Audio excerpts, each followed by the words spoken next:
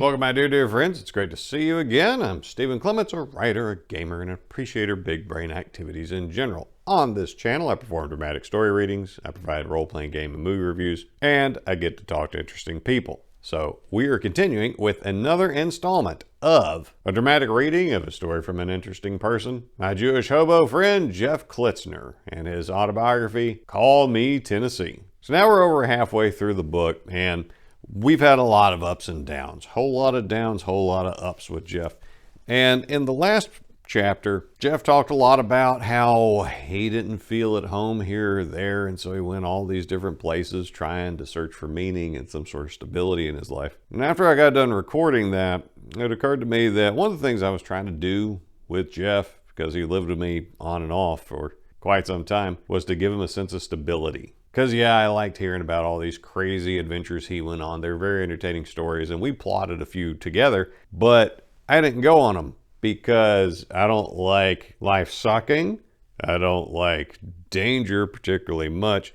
I don't like the prospect of dying alone in a ditch in Mexico that much, to a degree where I would want to pursue it, and we did have a plan for that. Well, it wasn't to die in a ditch in Mexico. It was to walk to Acapulco, hijack a boat, and then go take over Clipperton Island. And had we made it, their plan would have worked. Nobody lives there. But I was trying to give him some sense of grounding, because while we were hanging out, he seemed like a pretty happy dude. We had a great time. But that didn't happen. And if you've enjoyed this and don't want to miss an episode of it, remember to like and subscribe, drop a comment below, help other folks find this episode. Now, there's a playlist of all the episodes we've done so far, and I'll keep adding them as we go. Now we're picking up where we left off, with him going back to America to try to defend his grandmother on life support. So chapter 22, Fending Off the Vultures. Now understand, according to Jewish law, you cannot do anything to speed up death for somebody. You cannot remove them from life support, withhold nourishment, or in any other way allow somebody to die. Allowing one to die is tantamount to murder. This was the position of my rabbi and the position of his rabbi, and so on and so forth. Whatever you might think of my relationship with God, my grandmother's life was God's, and only God's, to take.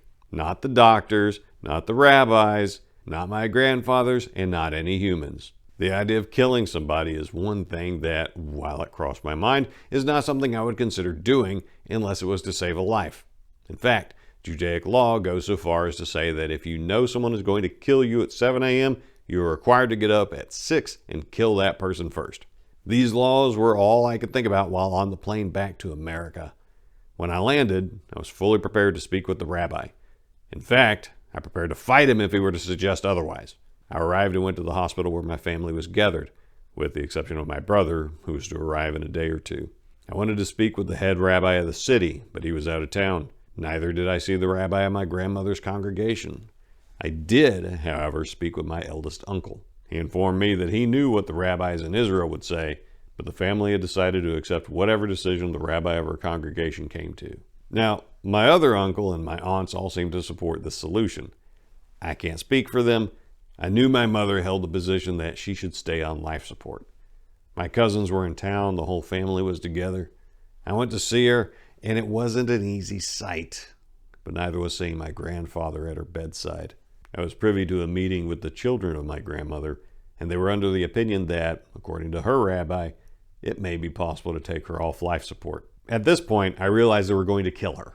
There was nothing I could say, because of the rabbi's wait-and-see approach was that of there being a loophole in the law. A real rabbi would have given a firm answer of no. This so-called rabbi of her congregation has no business playing God. Yeah, it's true, my grandparents weren't exactly the most religious people on earth, but that has no meaning in determining life or death. I have a gut feeling that, had she been wealthy, the rabbi might have come to a different conclusion. There is no case-by-case decision. Brain dead or not, she was being kept alive by machines. So according to God's law, taking her off or withholding any medicine, doing anything that would result in her death, was murder. Now, it would be easy to call my grieving family members murderers at the time, except they didn't kill her, nor did the doctors. When a person becomes a rabbi of a congregation, he takes it upon himself to lead them as his flock. This means he takes on responsibility for their behavior, much like the owner of a dog. It means that Ultimately, the buck stops with him. That means he has to answer to God for his crime of murder. The chief rabbi of Jerusalem said he would take care of it, and his position was life, as God's law states. So either the chief rabbi lied about taking care of it, or maybe the so-called rabbi in Memphis ignored his opinion. Or maybe he just made the wrong decision, in which case, if he were to make this decision again, he would be a serial killer. Yeah, his ruling in this matter makes me question any decision he made and all of his teachings. His teachers taught him that the responsibility to protect life was his, and he allowed her to die.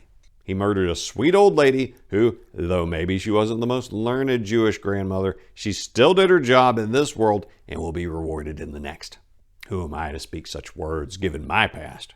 Nobody, except I do know that those who don't know aren't held responsible, and those who know are. If you know better and you're not in your right frame of mind, i.e. your loved one is dying, you perhaps aren't held responsible for the wrong decision. But since the family passed the decision to her rabbi, that makes him the responsible party. He should be held accountable, and at that point in time, I decided to confront him when I next saw him. Not at the funeral, because that would be wrong. Preferably when he came by to console the family. Well, he came by once and avoided me like the plague, and I realized he wasn't worthy of my forgiveness. In fact, his congregation should know they are following a murderer. On that day, I vowed not to step foot into his synagogue, nor to forgive myself for allowing her death. Yes, my honor was offended, and if you have learned nothing thus far in reading of my life, I have very little honor to offend. Therefore, I shall seek my vengeance. I realize I should probably allow God to take his own vengeance, but those who have the power to right wrongs and choose to ignore them are cowards in my book. Those who don't have the power to right wrongs, but still attempt to right them, are courageous in my book. Now, those who, regardless of their power or strength to right the wrongs, give everything they have to right the wrongs are heroes, even if they fail in their efforts. They are still men of honor and courage and should be sought out and supported. I had failed to save my grandmother's life, and I felt the burden of her death more than I let on. I had nowhere to point my wrath except towards myself. I soon felt like a coward for the first time in my life. I felt that I let the one person who always believed that I was capable of more in life and motivated me to be a better man was dead, and I killed her. To this day, I still stay awake at night, crying myself to sleep, while trying to find a way to right the great injustice that Rabbi Shai Finkelstein caused when he murdered my grandmother. Yes, sometimes I even crawl into a bottle when thinking about it. Now understand, my grandmother was my direct link to my faith, and when she died, I had nowhere to go for that length. It was said that the purest form of a mitzvah, God's commandments, is the mitzvah done for the sake of the mitzvah. It's not for heaven's sake, not for the benefit of anybody, but when someone performs a deed for the sake of the deed, without thoughts of reward, honor, or prestige, but just for the simple sake of doing it and being conscious of doing it. I was fortunate to witness my grandmother lighting her Shabbos candles for no other reason than to light them for the Sabbath. Nobody was around. She looked outside. It was almost dark, and she lit her candles and said her prayers. I happened to walk in the room and noticed what she was doing. Despite it being a Tuesday, I was not going to deprive her of that mitzvah. I didn't have the heart to do such a thing. It is said that whenever you perform a mitzvah, you're actually bringing the spirit of heaven into this world. I believe that I witnessed this. And that was the day I decided to return to Israel and seek out God. It took me a while to do this, as I was dedicating all my learning up to her death, to her, for her sake. Every morning, I made it clear in my thoughts that any and all of my studies were for her. So yes, I take her murder very personally. And on a spiritual level, I haven't been the same since, for that matter. I haven't known much happiness, joy, love, whatever you call it, since her murder. The songs don't affect me. The movies don't entertain me. Alone to myself, I had nothing left in the tank. I was just coasting through this ride called life, and I knew I couldn't live like that much longer. My brother gave a beautiful speech at her funeral. The murderer, who called himself a rabbi, spoke as if he knew her, which infuriated me. It was raining as we buried her. At this point, I put my emotions in check. I reclaimed my zombie-like nature without telling anybody. I knew deep down I was a coward, and like a coward, I was going to run away from the problem. Upon returning to my grandparents' home, it seemed all their possessions were disappearing or being claimed. It was as if he was dead as well, and yes, he appeared as if he died that day. I stayed with him for about a month afterwards, and noticed all he did was eat, sleep, and watch TV. It was as if he had no purpose in life anymore. He put his house on the market and planned to move down to Florida, to leave behind everything he and she had worked together to build. All their possessions were meaningless to him. All the other family members appeared to be bickering over what they wanted. I was disgusted, with some of them less than others, but most of them made me sick to my stomach to the point that I wanted nothing to do with them, with Memphis, with anybody. I decided I wanted to run, and where better than Jerusalem? I would become a citizen and never look back at what felt like hell. After the mourning period was finished, I packed all I could, talked to as many people as I could to say goodbye. I had no more desire to be part of any of that crap. My friends were all fighting wars, and I was fighting a battle in my own tormented soul that almost felt like I was destined to lose. Once again, I found myself wandering through life, alone and confused, and begging God to take the pain away. Chapter 23, Honoring the Fallen. I returned to Jerusalem, and right away it didn't feel right. But I put on my happy face and tried. I moved from one apartment to another one with a Persian guy who will be known as the Iranian Bandit. Shockingly, the Iranian Bandit was born in Iran and then escaped by a four-wheeler ride in the middle of the night to Pakistan. From there he made his way to Italy, and from there to New York. Me and Bandit had been in a few classes and talked a little. He had a low self-esteem for whatever reason. Now me, I gave the appearance of having a high self-esteem, but really I felt like crap. I had to move to the apartment that was furthest from everybody because I felt like a coward for not standing up and doing whatever had to be done to allow my grandmother to pass naturally. Bandit had a computer and some DVDs, and we both loved a good movie to pass the time. I also managed to get a job umpiring softball. This was kind of stressful at first, but eventually I relaxed and told the guys the truth. It's just softball. Relax. I used the safety first method. Namely, the pitches had to come across the plate between the shoulders and the belt, mainly because I didn't want a ball bouncing up and hitting me in the family jewels. After a few games, people got me. I was consistent, and every now and then after the game, some of the guys would ask me to hit a little. I figured it was cool. I had nothing better to do at the time. I still felt like shit.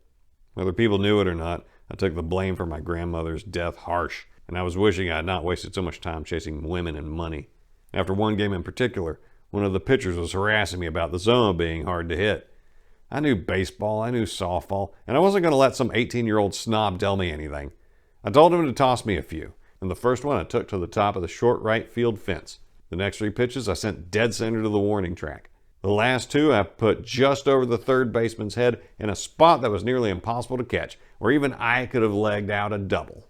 Immediately, I was asked to stop umping and to start playing for a team. I told them, no thanks, I'm too old for that stuff. My body might give out at any minute. After the games, I would grab a brew or two on the way home, and I became good friends with the groundskeeper. We started hanging out, smoking some hash or grabbing the occasional oxy. I wasn't trying to be innocent about anything, I was just trying to escape. When I would go to the yeshiva, I had a harder time seeing the head rabbi because I didn't want him to know I was a coward. I never backed down from a fight, and the most important one in my life, I gave up in the first round.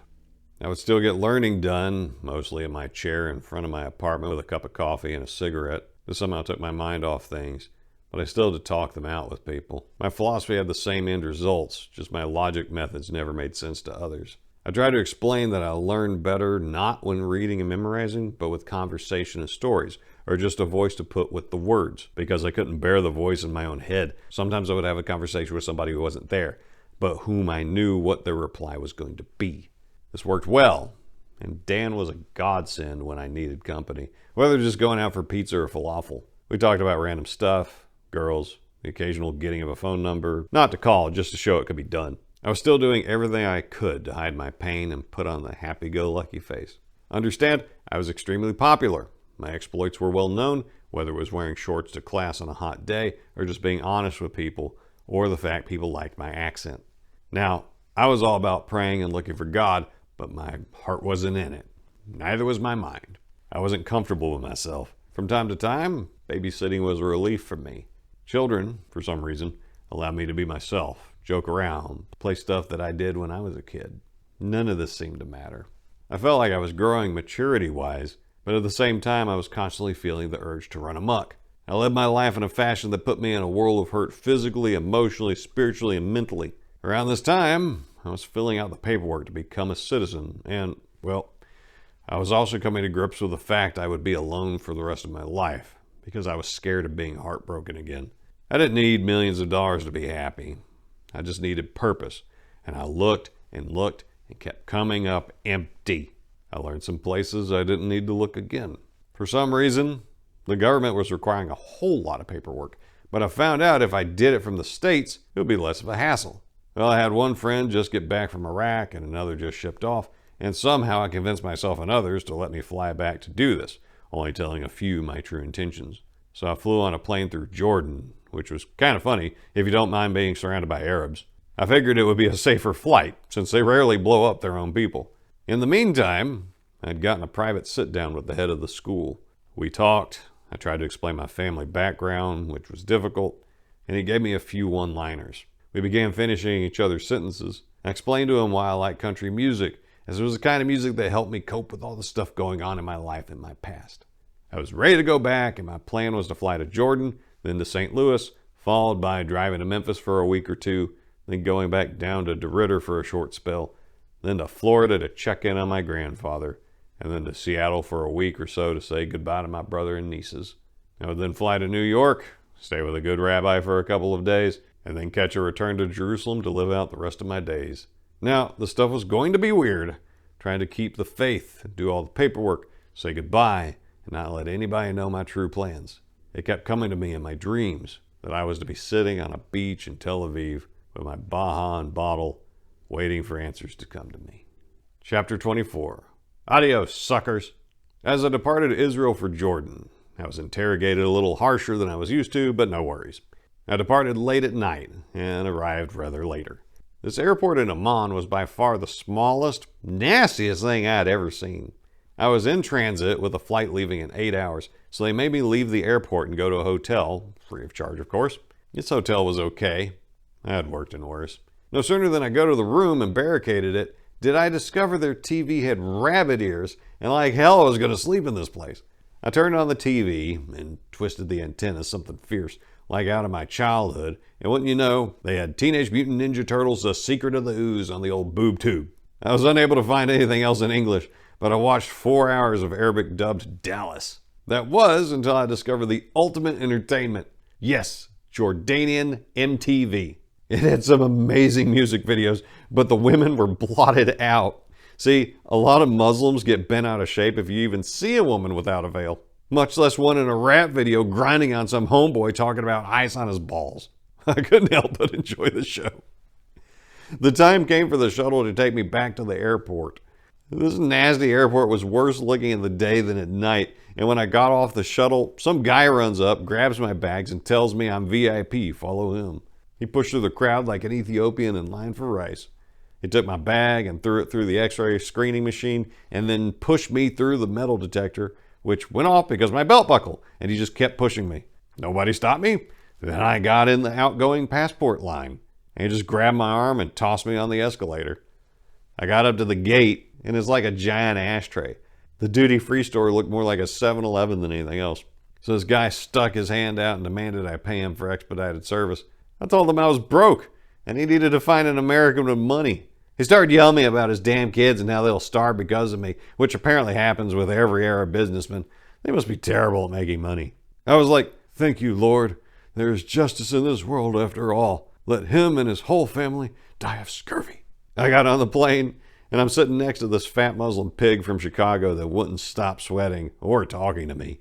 Right after takeoff, I went to the back of the plane and asked if I could sit back there, and the flight attendant just looked confused, but finally agreed to let me sit by myself. I then discovered that I was one of 2 Americans on board, and on top of that, the scotch on board wasn't going to be touched by anybody else but me and this minister from San Diego. Well, we went for the gold and started hitting the bottle, And since those people don't drink and they had no idea what to do with the bottle, I just took it and went at it. All those filthy people on board. I felt the need to scrub myself with bleach, and since I had none, I was going to drink and contemplate hijacking a plane full of Arabs. By the time the food came, I felt odd getting the kosher meal in a plane full of people who want to kill me. But I was halfway through a bottle of Johnny Walker Black Label, so that took the sting out. I landed without any real incident, aside from me calling the flight attendant a camel jockey with a hard-on for little goats, after being told I couldn't have any more to drink because we were landing soon. I got off in Chicago, and the TSA agents were going through everybody on the flight's stuff when I came staggering up. They asked, "Why are you coming from Jordan?" Well, somebody had to liberate the goats they were molesting. The hefty TSA chick looked offended, and then I said, "Look, don't believe me. Look at that one right there. He's sweating like a pig because I told him if he touched that goat again, I was going to cut off his nuts." She started laughing and asked me if I was serious. I told her, "My friends call me Tennessee." She told me to get out of there. Then I hopped a short flight to St. Louis, where I was greeted by a lunchbox and American Cigarette, Congo's wife at the time. We got some beers that night, and then I went to piss on the arch. After spending 2 days in Memphis, it was time to get the hell out of Dodge. I got down to Florida and hung with my grandfather and did some paperwork to claim my right to citizenship in Israel. He was just wasting his days, watching the Weather Channel and going out to eat. I got him to take me to the beach a couple of times. Each time, it rained, but it was well worth the effort. It appeared the fresh air was doing him some good. I got to Louisiana eventually to do the wife-sitting thing. The 2 local kids had scored some green and wanted me to join them, but I pushed it off for a while. Meanwhile, one of the cats coughed up a fur ball and choked to death. I buried him in the backyard, put up a cross on the grave, and called it a day. You were a good boy, Darky. About a week later, I was drunk and mouthed off at one of the kids' girlfriend, and I'll be damned if she didn't try to rape me. Lucky for me, I had enough virtue left in me to throw her in a cold shower and lock myself in my room. I finally made my way to Seattle, where my brother had a busy 2 weeks, so I got to help him out a little and do some more paperwork. I got to run around a hotel looking for the things that were supposed to be on the truck. It was a huge wedding, and I had to supervise a barbecue earlier in the day. I recall the day started at 7 a.m. and ended the next day around 9 in the morning or so. I hung out with Jorge a bit, so we tossed down a few beers, and it was all "Via con Dios, amigo." I also got to see my nieces, who knew me as Crazy Uncle Jeffrey, a name I've always tried to live up to. One of them didn't know me yet, and when we sat down to eat dinner, she turned her chair around so she would have to look at me. Not once, twice, or even 3 times, but like 6 or 7. On my second to last day there, I was sitting in his office when a couple of day laborers walked in to help wash dishes. She saw them, looked at me, came running to me, and with the sweetest voice said, "Hold me, Uncle Jeffrey, I'm scared." I got a kick out of that. I went to Costco, bought some oatmeal, Cliff Bars, and Coffee Mate. Then I flew to New York. I had to wait for my passport to come back with a visa in it. My aunt got it in the mail and shipped it overnight to me. The day before I left, I found out my passport was at the main post office branch in the hood, as my aunt put the wrong zip code on it. A friend of Todd's had come by to ask me to bring some mail to him, at which point I told him the situation, and he lent me his BMW to go grab it. I managed to get the passport, and everything was all squared. The rabbi I was staying with had a big grin on his face because he was jealous I was going to Jerusalem and had no plans on returning. They had some speeches at the airport for new immigrants, as it was a group flight. I heard them, and when I got on the plane and sat next to some folks my age, we got to talking and got to drinking. A few beers into the flight, I just helped myself to the beer compartment in the galley. I snuck a bottle of wine for the lady, and we made it a party. Eventually, this lady came around, asking for me, getting all my information, and asked if I wanted to change my name. I said, "Hell yeah! Call me Yehuda David Tennessee." She said, "What does Tennessee mean?" I told her, "I might be Californian by birth, but I'm a Tennessean by the grace of God." Another lady translated more accurately, saying, "He is proud of his American heritage, but Mr. Tennessee was anointed as the guy everybody on the plane should meet that day." I was fortunate enough to be sitting next to a guy who lived in my neighborhood in Jerusalem and a girl who I would meet again. Landing early in the morning, there was a big celebration. The Prime Minister was shaking hands, and someone told him my name. He looked me over and asked, "Why?" in English. I told him, "Had there been one more Tennessean at the Alamo, there would be no need to remember it.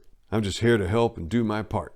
He laughed, Then some camera guy came by and started asking me questions. I did all the official stuff and got back later after flying all day. I saw all this stuff in my room, and I started cussing and screaming at the Iranian bandit. I was like, whoever this dude is, he better not disrespect the blue shag carpet I stole from the dumpster. Then I crashed, all jet-lagged, half drunk, with a new name and a new attitude. And that's where we're going to stop it for today. And we have book title, Call Me Tennessee. That's screwed up, isn't it? Some good times, some bad times, some turbulent times, but some interesting times.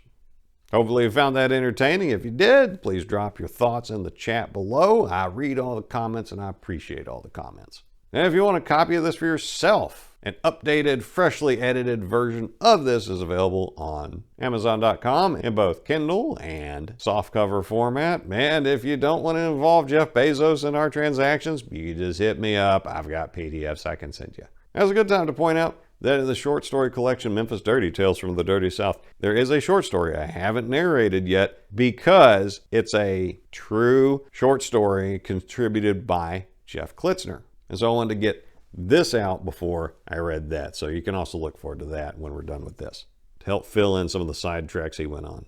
And so, my dear friends, thanks for spending your time with me. And Jeff, that's what I got for now. So until next time, I wish you nothing but the best.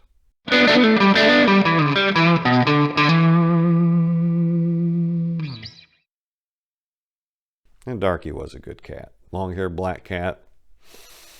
Choking hazard. It's a thing. He was a good boy.